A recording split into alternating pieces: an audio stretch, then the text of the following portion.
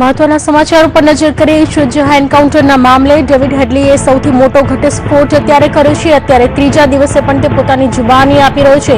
ત્યારે કહ્યું કે ઈશ્વરજહાં આત્મઘાતી હુમલાવર હતી, લશ્કરે તૈયબાની આતંકી હતી। ઈશ્વરજહાં આ મોટો ખુલાસો ડેવિડ હેડલી તરફથી કરવામાં આવ્યો છે। લખવીએ ઈશ્વરજહાંના મોત અંગેની માહિતી આપી હતી।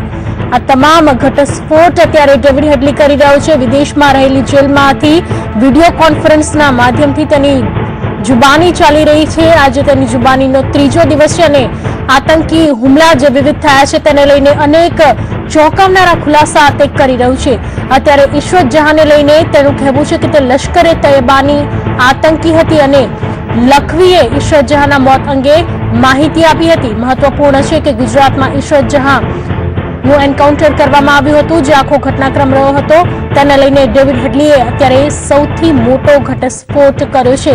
ઈશ્વરજહાંના મોત અંગે લખવીએ માહિતી આપી હતી અને મુઝમ્મિલ ભટ્ટને ઈશ્વરજહાંના મોતની માહિતી લખવી તરફથી આપવામાં આવી હતી। મહત્વપૂર્ણ છે કે વર્ષ 2004માં 15 જૂનના દિવસે ઈશ્વરજહાંનું એન્કાઉન્ટર કરવામાં આવ્યું હતું। મનોજ, તો જે અત્યાર સુધીની વાતો સામે આવતી હતી અને ડેવિડ હેડલીએ કરેલો આજનો ઘટસ્ફોટ કે તે એક આતંકી હુમલાવર હતી, આત્મઘાતી હુમલાવર હતી, ત્યારે નકલી એન્કાઉન્ટરને લઈને જે સવાલ ઉઠતા હતા ત્યારે આ ઘટસ્ફોટ કેટલો મહત્વપૂર્ણ બની રહેશે?